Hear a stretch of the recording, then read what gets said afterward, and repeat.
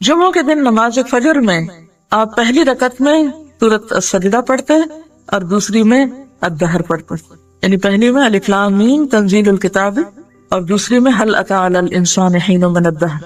تلاوت میں قرآن پاک پورا کہاں پڑھا گیا، یعنی آپ صلی اللہ علیہ وسلم زیادہ تر قرآن پاک کہاں پڑھا کرتے تھے؟ تہجد کی نماز میں، وہ آپ کی تنہائی کی نماز ہوتی تھی، تو اس میں آپ طویل قرات کرتے تھے۔ حضرت عبداللہ بن مسعود کی روایت سے پتہ چلتا ہے نا، آپ نے سورۃ البقرہ پڑھی، پھر سورۃ آل عمران پڑھی، پھر سورۃ النساء شروع کر دی۔ وہ تھی طویل ترین نمازیں جو آپ کی اپنی نمازیں ہوتی تھی، اور جب آپ جماعت کرایا کرتے تھے تو مختصر صورتیں، اتنی کہ لوگ برداشت کر لیں۔ تو ان الذین یتلون کتاب اللہ، بے شک وہ لوگ جو اللہ کی کتاب کی تلاوت کرتے ہیں۔ تو سب سے افضل تلاوت نماز کے اندر کی تلاوت ہے، پھر اس کے بعد فجر کے وقت کی تلاوت ہے جو نماز کے اندر ہو، یا پھر نماز کے بعد دن کا آغاز قرآن کی تلاوت سے، اور اس کے بعد باقی نمازوں میں۔ اور تلاوت کا موقع کون سا ہوتا ہے؟ جس میں آپ صلی اللہ علیہ وسلم نے سونے سے پہلے کچھ سورتیں پڑھنے کو سکھائیں، سورۃ الملک، الف لام میم السجدہ۔ اصل بات یہ کہ جب تک ہم ارادہ نہیں کریں گے نا، سچا ارادہ، ہو نہیں سکے گا یہ کام۔ ہم ارادہ کرتے ہوئے بھی گھبراتے نہیں، ہم کر نہیں سکیں گے۔ شیطان ہمیں پہلے درجے پہ مایوس کرتا ہے، تم یہ نہیں کر سکتے، تم تو نہیں کر سکتے، تمہارے پاس وقت نہیں ہے کرنے کا۔ لیکن اگر ہم تھوڑی سی بھی کوشش جاری رکھیں گے تو انشاءاللہ قطرہ قطرہ بھی ہوتا رہا تو آگے ہی بڑھیں گے نا، نقصان تو کچھ نہیں۔ تو ان الذین یتلون کتاب اللہ۔ پھر ایک اور مرحلہ کون سا ہے تلاوت کا؟ جب بھی آپ کو فرصت ملے، جب بھی آپ فارغ ہوں، سفر میں، حضر میں، زبانی پڑھیں یا دیکھ کے پڑھیں۔ اس کے بعد یہ کہ جب آپ کسی کو سکھا رہے ہوتے ہیں اس وقت بھی پڑھ رہے ہوتے ہیں۔ اسی طرح رات کا تیسرا پہر، ویسے تو یہ کہ سونے کے بعد جب بھی آپ اٹھ جائیں، لیکن سحری کے وقت جو ہوتا ہے نا نماز سے پہلے کا، وہ خاص وقت ہوتا ہے دعاؤں کی قبولیت کا۔ تو ہمیں جب عمل کرنے میں مشکل ہوتی ہے تو وہ کس بات کی؟ اصل میں ہمیں سلیقہ نہیں ہے کہ کون سا کام کب کرنا ہے، کتنا کرنا ہے اور کیسے کرنا ہے، یہ حکمت نہیں ہے ہمارے اندر، لہٰذا ہم تمنائیں رکھتے ہوئے بھی وہ کر نہیں پاتے جو ہمیں کرنا چاہیے۔ میں چاہوں گی کہ آیت کے اس پہلے حصے پر آپ کو عمل کرنے کا سلیقہ آ جائے، سنت کے مطابق جو کچھ اللہ کے رسول صلی اللہ علیہ وسلم نے کیا اور جو اس کے بعد صحابہ کرام نے کیا، صحابیات نے کیا، اور جو اصل قابل قبول طریقہ ہے۔ ہم نے وہ طریقے تو سارے بھلا دیے، چھوڑ دیے، ان سے انجان ہو گئے، اور کب تلاوت کرنے لگے؟ جب کوئی فوت ہو جائے اس موقع پہ قرآن خوانی، یا جب کوئی نیا گھر لے، کوئی حرج نہیں اس وقت بھی پڑھ لیا جائے اگر نیا گھر لیتے وقت یا نئے گھر میں منتقل ہوتے وقت۔ لیکن وہ چیزیں جن کی براہ راست سنت میں دلیل نہیں، ان چیزوں کو تو ہم نے زندگی کا ایک لازمی جز بنا لیا، اور جس طریقے پر آپ خود تلاوت کرتے تھے، آپ کے صحابہ کیا کرتے تھے، ان سارے طریقوں کو بھول گئے، ان مقامات کو ہم چھوڑ بیٹھے۔ تو اصلاح کیسے ہو سکتی ہے جب تک ہم اصل پہ نہ پلٹیں؟ سب سے بہترین طریقہ قرآن کو یاد رکھنے کا نماز میں پڑھنا ہے۔ اگر آپ جتنا کچھ بھی یاد کیا ہوا ہے اس کو کچھ چیزیں ڈیلی، کچھ ہفتہ وار، کچھ مہینے میں ایک بار، اس لیے ہمیں ان اسباب پر بھی غور کرنا ہے کہ ہم تیزی نہ کریں، جلدی نہ کریں، تھوڑا تھوڑا کریں، لیکن مستقل، مسلسل، کیونکہ وہ کام اللہ تعالیٰ کو زیادہ پسند ہے جو اگرچہ کوانٹٹی میں بہت تھوڑا ہو لیکن اس کو چھوڑا نہ جائے، اس کے اثرات ہی کچھ اور ہوں گے۔ تو آپ ان سب چیزوں کو دہرانا شروع کر دیں۔ اسی طرح نوافل میں آپ قرآن پاک کو کھول کر دیکھ کر بھی پڑھ سکتے ہیں۔ اب تو ایسے سٹینڈ بھی ملتے ہیں جن پر آپ قرآن پاک کھول کر سامنے رکھ لیں، جب آپ قیام میں کھڑے ہوں تو وہ ڈائس کی طرح کے سٹینڈز ہیں بہت ہلکے، کہ جن کو آپ ذرا سا ہاتھ کی حرکت سے آگے کر لیں اور دیکھ کے پڑھتے رہیں، اور جب آپ رکوع پہ جانے لگے تو ایک طرف کر دیں۔ اس سے نہ تو قرآن پاک کی بے ادبی ہوتی ہے اور نہ ہی اس میں بہت ورقہ پلٹنے میں یا رکھنے میں یا اٹھانے میں کچھ مشکل ہوتی ہے۔ میں نے خود الحمدللہ اس طرح تقریباً ایک دفعہ پورا قرآن پاک جو ہے وہ نماز میں دیکھ کے پڑھا ہے، یعنی اتنا پڑھتی تھی میں کہ پلٹنا نہ پڑے۔ یہ جو سعودی عرب کے قرآن پاک ہے نا جس میں آیت ختم ہو جاتی ہے ہر صفحے پہ، تو ایک دفعہ کھول لیا، اس میں پڑھ لیا ایک رکعت میں، اگلی میں پھر اگلا کھول کے۔ اس سلسلے میں جو قرآن پاک کی تلاوت اور یاد کرنے کے بارے میں تھوڑا سا آپ کو حضرت ام ورقہ کے بارے میں بتاتی ہوں تاکہ آپ کا شوق تھوڑا سا اور بڑھ سکے۔ حضرت ام ورقہ الانصاریہ رضی اللہ تعالی عنہا کے بارے میں آپ صلی اللہ علیہ وسلم نے صحابہ کو فرمایا کہ ہمارے ساتھ چلو ایک شہید کی زیارت کریں گے، یعنی آپ خود ان کی زیارت کرنے کو جاتے تھے یا ان کی ملاقات کے لیے جایا کرتے تھے۔ ان خاتون کو یہ سعادت کس وجہ سے ملی تھی کہ آپ ان کی زیارت کرنے آتے؟ کتاب اللہ کے علم کی وجہ سے۔ کتاب اللہ کے یاد کرنے کی وجہ سے یہ قرآن کریم کو جمع بھی کرتی تھی، معنی میں تدبر کرتی، فہم اور حفظ دونوں ہی بہت مضبوط تھے ان کے، اور نماز کے اندر ان کا پڑھنا بھی بہت عمدہ تھا۔ ابن حجر عسقلانی نے ان کی عبادت اور قرآن کے اہتمام کے بارے میں لکھا ہے کہ انہوں نے قرآن پڑھا ہوا تھا تو آن حضرت صلی اللہ علیہ وسلم سے اپنے ہاں مؤذن مقرر کرنے کی اجازت مانگی۔ ایک اذان تو مسجد نبوی میں ہوتی تھی، تو انہوں نے اپنے گھر میں ایک مؤذن مقرر کرنے کی اجازت مانگی تو آپ نے اجازت مرحمت فرمائی اور ان کو حکم دیا کہ اپنے گھر والوں کو نماز پڑھایا کریں۔ سنن نبی داؤد کی روایت ہے۔ عبد الرحمن جو حدیث کے راوی ہیں وہ کہتے ہیں کہ میں نے ان کا مؤذن دیکھا تھا، وہ ایک بہت بوڑھا شخص تھا جو آپ صلی اللہ علیہ وسلم نے ان کے لیے مقرر کیا تھا۔ اس طرح حضرت ام ورقہ نے اپنے گھر کو مسجد بنا لیا جس میں تمام نمازیں ادا کی جاتی، اور یہ نبی صلی اللہ علیہ وسلم کے اشارے پر ہوا، یعنی آپ کی اجازت سے ہوا، اور اس میں ان کے گھر کے بچے اور عورتیں وغیرہ آس پاس کی وہ نماز پڑھا کرتی تھی۔ غزوہ بدر میں انہوں نے اجازت مانگی تھی نبی صلی اللہ علیہ وسلم سے کہ مجھے بھی ساتھ جنگ پر لے جائیں، میں وہاں مریضوں کی خدمت کروں گی، ہو سکتا ہے اللہ تعالیٰ مجھے شہادت نصیب فرما دے۔ آپ نے فرمایا اپنے گھر میں قرار سے رہو، اللہ تعالیٰ تمہیں شہادت نصیب فرمائیں گی، یعنی تمہاری یہ خواہش پوری ہو جائے گی۔ یہ لوٹ آئیں اور انتظار کرنے لگی کہ مجھے کیسے شہادت ملتی ہے۔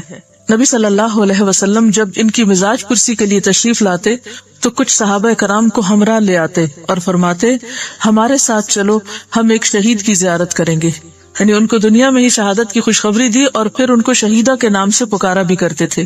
نبی صلی اللہ علیہ وسلم کی وفات کے بعد عہد صدیقی میں بھی ان خاتون کا یہی طریقہ رہا، یعنی ان کی عبادت اور تقوی۔ حضرت عمر رضی اللہ تعالیٰ عنہ کے دور میں بھی حضرت عمر بھی ان کا بہت لحاظ فرماتے اور آپ صلی اللہ علیہ وسلم کی پیروی میں ان کی مزاج پرسی فرمایا کرتے تھے۔ عیادت نہیں، مزاج پرسی۔ کہیں آپ ایسا نہ سمجھے کہ وہ جب کبھی بیمار ہوتی تھی تو تبھی آپ آ کے ان کی عیادت کیا کرتے تھے۔ مزاج پرسی یعنی ان کا حال حوال معلوم کرنے کے لیے جاتے۔ تو ان کی شہادت کیسے ہوئی؟ حضرت ام ورقہ کے ایک غلام اور ایک باندی تھی، ان سے اپنی موت کے بعد آزادی کا وعدہ کر چکی تھی، تو ان سے صبر نہیں ہو رہا تھا تو انہوں نے ان کو قتل کر دیا اور فرار ہو گئے۔ جب صبح ہوئی تو حضرت عمر نے فرمایا واللہ آج میں نے اپنی خالہ ام ورقہ کی تلاوت کی آواز نہیں سنی۔ پھر وہ ان کے گھر میں داخل ہوئے تو کچھ نظر نہ آیا۔ جب کمرے میں داخل ہوئے تو وہ ایک کونے میں چادر میں لپٹی پڑی تھی۔ حضرت عمر نے فرمایا کہ اللہ اور اس کے رسول نے سچ فرمایا تھا صلی اللہ علیہ وسلم۔ پھر آپ منبر پر تشریف لائے اور حکم فرمایا کہ ان دونوں کو میرے پاس ڈھونڈ کے لاؤ، یعنی قاتلوں کو۔ چنانچہ انہیں پکڑ کر لایا گیا۔ آپ نے ان سے پوچھا، انہوں نے اعتراف کر لیا تو آپ نے ان کو پھانسی دینے کا حکم دیا۔ مدینے میں یہ پہلے شخص تھے جنہیں پھانسی دی گئی تھی۔ اس وقت حضرت عمر نے فرمایا رسول اللہ صلی اللہ علیہ وسلم کی بات صحیح ثابت ہو گئی، آپ ہمیں فرمایا کرتے تھے ہمارے ساتھ چلو، ایک شہید کی زیارت کریں گے۔ کیا پتہ چلا؟ ان کی تلاوت کی آواز کون سنتے تھے؟ پردہ تھا ان کی آواز کا۔ کسی خاتون کے پاس نبی صلی اللہ علیہ وسلم کا صحابہ کو لے کر آنا اور ان کو شہادت کی بشارت دینا، یہ سب کچھ کس بنا پر تھا؟ ان کے تقوی اور قرآن سے محبت کی بنا پر۔ یہ ایک طرح سے پہلی حافظہ قرآن تھی مدینہ کی، کیونکہ اس دور میں ابھی جمع بھی نہیں ہوا تھا نا، تو یہ جمع کرتی جاتی تھی اور ساتھ ساتھ حفظ کرتی جاتی تھی، اور صرف حفظ نہیں کرتی تھی، غور و فکر، معنی، فہم، تدبر سب کچھ ساتھ تھا ان کے۔ تو جب اہل القرآن جو ہیں وہ اہل اللہ ہیں تو کیا نبی صلی اللہ علیہ وسلم کے محبوب نہ ہوں گے؟ کوئی معمولی بات ہے قرآن کے ساتھ تعلق؟ لیکن ہم پر دنیا اتنی حاوی ہے، اتنا اس نے ہمیں مشغول کر رکھا ہے کہ چھوٹی چھوٹی بیکار چیزوں کے لیے ہم اپنی زندگی کھپا دیتے ہیں۔ قرآن کے لیے وقت نہیں ہے، آدھا گھنٹہ بھی نہیں ہے ہفتے میں۔ حضرت ام ورقہ کو آپ صلی اللہ علیہ وسلم نے غزوہ بدر میں شریک نہیں ہونے دیا تھا، لیکن حضرت ام عمارہ نے بیعت عقبہ اولا سے لے کر جنگ یمامہ تک تقریباً ہر جنگ میں شرکت کی۔ تو یہ فرق کیوں؟ آپ کے ذہن میں کیا آتا ہے؟ میں نے اس لیے یہ بات ابھی کی ہے کہ کہیں ایسا نہ ہو کہ آپ صرف اس بات کو حجت بنا لیں کہ آپ نے چونکہ ان کو غزوہ بدر میں جانے نہیں دیا تھا تو اس لیے اس سے پتہ چلتا ہے کہ عورتیں کسی اجتماعی کام میں شریک ہو ہی نہیں سکتی یا ان کو ہونا نہیں چاہیے، یا درست نہیں۔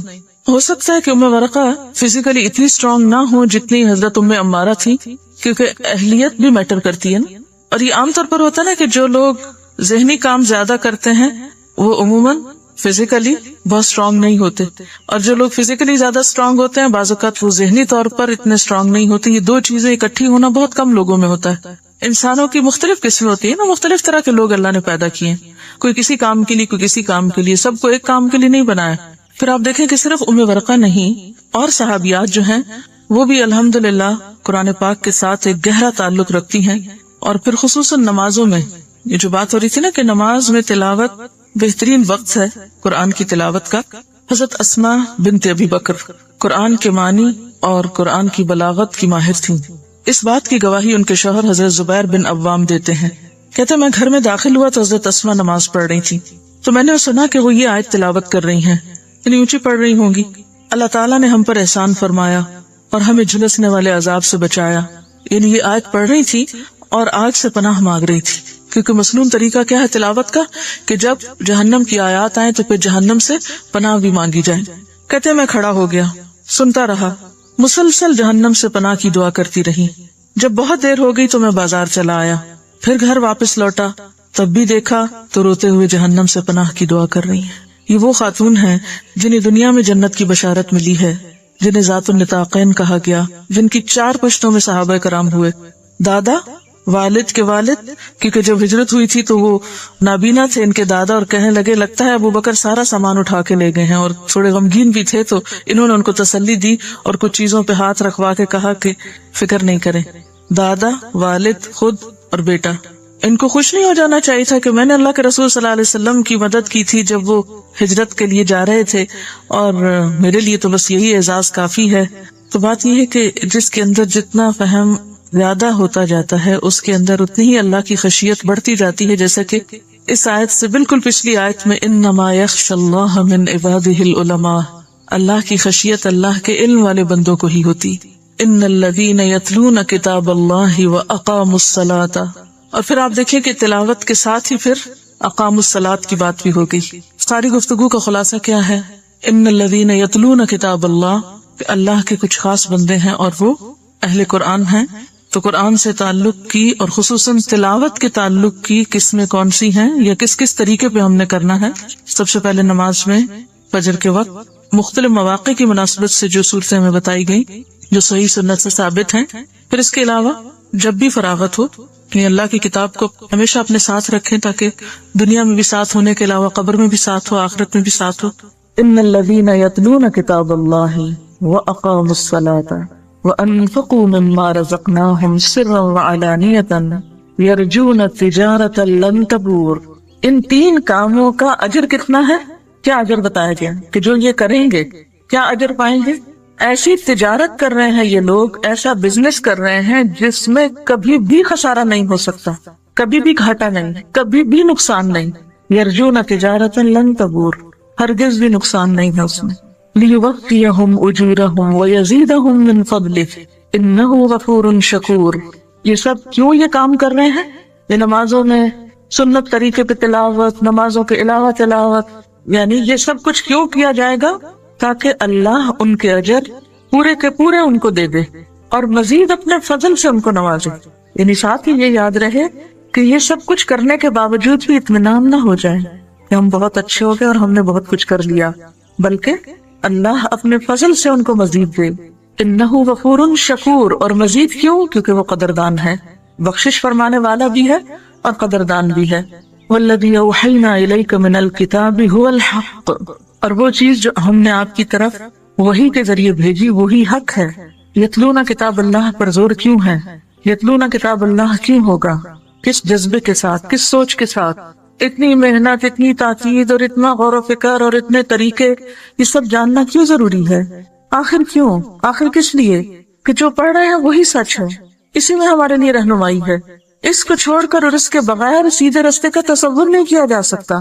یعنی قرآن کے ساتھ تعلق کوئی پروفیشنل تعلق نہیں ہے، کسی سرٹیفکیٹ کے حصول کے لیے نہیں ہے، کسی خاص ڈگری کے لیے نہیں ہے، کسی ایک مخصوص اور محدود وقت کے لیے نہیں ہے، تو یہ تو زندگی بھر کا تعلق ہے۔ یہ کتاب تو ساری زندگی میں رہنمائی کے لیے آئی ہے، اور یہ جو نمازوں میں اور تہجد میں اور عام حالات میں قرآن کو اپنی زندگی کا ایک حصہ بنانا، یہی دراصل ایک ذریعہ ہے کہ ہم حق کے ساتھ جڑے رہیں۔ تو یاد دہانی کرائی جا رہی ہے کہ وہ چیز جو ہم نے آپ کی طرف وحی کے ذریعے بھیجی ہے وہ بالکل سچ ہے، مصدقا لما بین یدیہ، پہلے سے آئی ہوئی کتابوں کی تصدیق کرنے والی ہے. ان اللہ بعبادہ لخبیر بصیر، بے شک اللہ اپنے بندوں کی خبر رکھنے والا بھی ہے اور ان کو دیکھنے والا بھی ہے.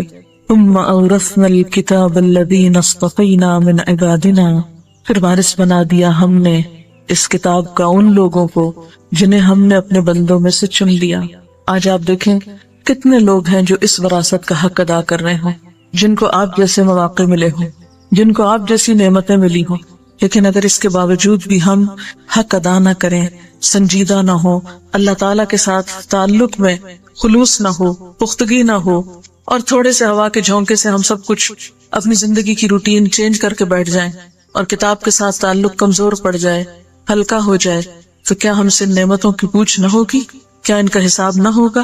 آپ کو اس کام کے لیے چنا گیا ہے. جو نعمت آپ کو ملی ہے اسے دوسروں تک پہنچانا ہے سیلف لیسلی، کیونکہ عموماً یہ دیکھا گیا ہے کہ نیکی کے کام میں سب سے بڑی رکاوٹ سیلف ڈالتا ہے، ہمارا نفس ڈالتا ہے.